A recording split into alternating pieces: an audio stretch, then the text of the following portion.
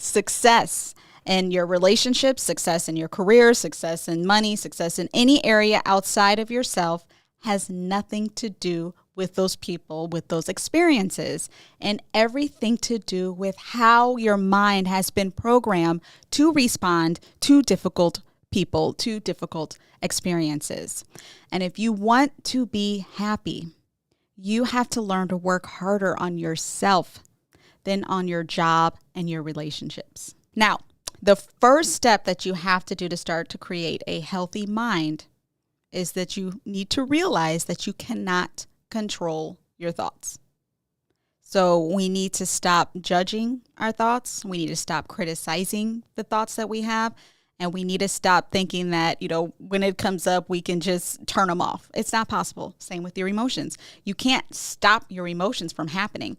The reason is because your mind has been programmed. It's like a pre-wiring to think and to feel this way. And the only way to get out of the cycle of your thoughts and the cycle of your emotions is just to start observing them. Just start looking at them. And I tell people that they need to treat their mind like a toxic relationship.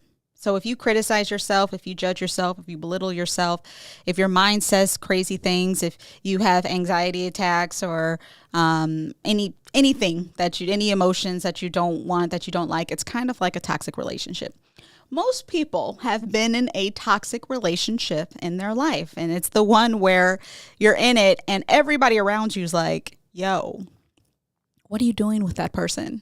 That person is crazy, or that person is just not a nice person, or I don't like the way how you guys are together. You're not good together. But when you're in the relationship, you may know like this might not be the healthiest, but you don't realize how dangerous that relationship is because you're in it. It's hard to see all of the crazy when you're inside of it.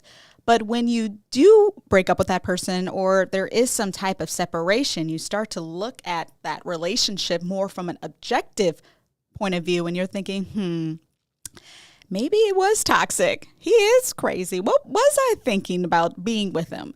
But the reason why you were able to see that is because you created that separation. You were able to look at that relationship, to look at how you guys were communicating, and then you can see it was toxic.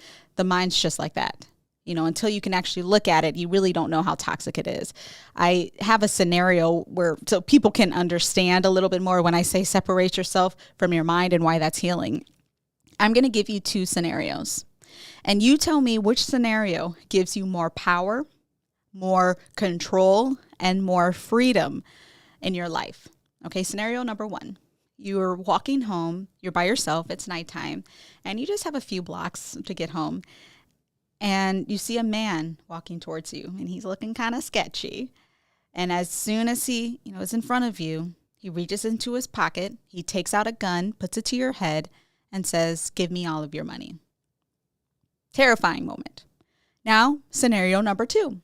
You're walking down the street, and across the street, you see another woman walking, and she's a little bit further down, but you see a man walking towards her, and he puts a gun to her head, and he says, "If you don't give me all of your money, I am going to kill you." Now, which scenario gives you more power, more control, and more freedom? Is it being a victim of a robbery or a witness to the robbery? Victim or witness, which one would you rather be? A witness, right? As a victim, you just stuck. You can't do anything. As a witness, you can call the cops. You can run in another direction. You have more power in this situation. The same is with your thoughts and emotions. Again, if you guys have those painful thoughts and those difficult emotions, which we all experience, if you become a witness to them, you can no longer be a victim. Now, the number one reason why people suffer so much, and it's not because of what others have done to them, it's not because of their experiences, it's because they identify with the mind. They believe the things that the mind says. And most people have become a slave to the mind. So this is something that I also tell my clients that's so important. The mean things that your mind says to you, how you judge yourself, how you criticize yourself, how you belittle yourself, your fears. Again, this is just how your mind has been programmed to think. It is not a reflection of the you today. All you need to do is to discover what that programming is and rewrite the software. That is how you become a master of the mind and no longer a slave to it. And it's simple. You can start by just thinking about how you respond to certain situations. How do you respond to when somebody's rude to you? How do you respond when somebody's annoyingly honking behind you?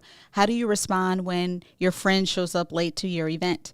How do you respond getting on an airplane? How do you respond having difficult conversations with your friends? How do you respond when somebody makes a comment about your weight?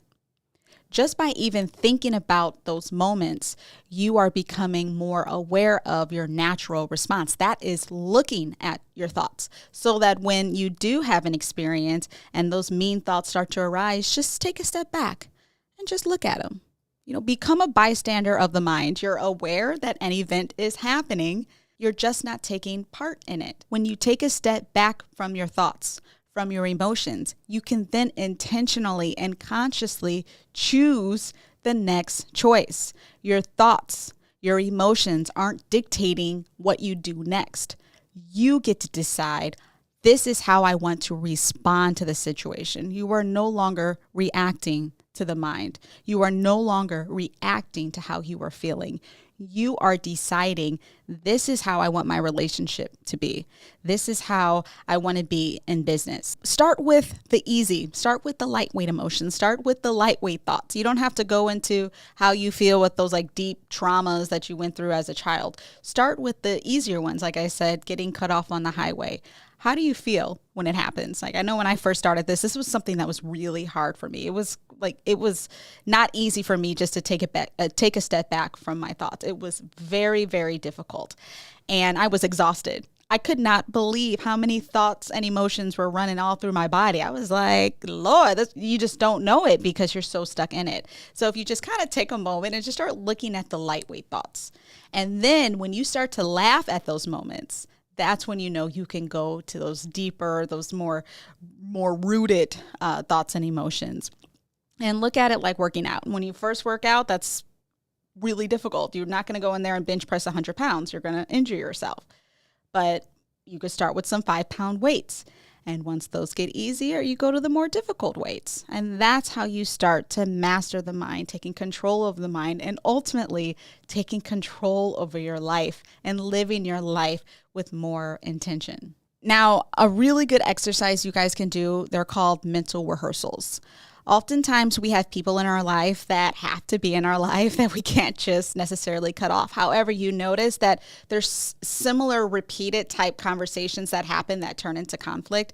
So maybe it's with your child where you notice that they do something that really, really frustrates you and you usually just lash out on your child. You can start doing actual mental rehearsals in your brain where you imagine your child doing that thing and then you respond the way that you ideally want to do. Now, why does this work? Because the mind doesn't know the difference between real life and imagination. So when you're doing these mental rehearsals, your mind actually thinks that you're doing that in real life. So those nerve wiring and nerve connections are all happening. And they have science behind this. They've done tests. Scientists have done a test where with piano players, and they took 3 different groups. The first group would practice the same chords for 2 weeks straight. The second group would mentally rehearse playing those chords that the first group is playing, but they're not actually playing it. They're literally just imagining it. And the third group just wasn't doing anything. And after those 2 weeks, they looked at the brain scans and they had them, do that same rehearsal in their brain. And they saw that the nerve connections were almost the same as the person that was rehearsing playing the piano as the person that was actually playing it. So when you do these mental rehearsals, when you think of a fight that you have constantly with a spouse and you actually have that fight in your brain, but this time you respond the way that you want to respond, it's just like this beautiful practice. So if you notice there is a pattern with your romantic partner, that happens all the time. Do that rehearsal, and you'll notice that when it comes up again, your brain is prepared to respond the way you want it to respond. That is rewiring the mind. That is where you hold your power. And that is what saves marriages, saves families, and saves your business. Something you can do with a boss. If you have a really difficult boss that says mean things or belittles you, and you may not say anything to your boss, but it makes you feel that kind of way, and you kind of go down a spiral by yourself, I want you to do a rehearsal of your boss actually saying that to you, but you feeling at peace.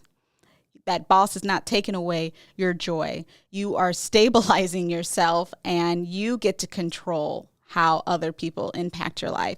And so I encourage you guys to try these mental rehearsals. There's science behind this. This isn't just made up, blah, blah, woohoo stuff. You actually do this, and you can create just a happier, more loving life for yourself.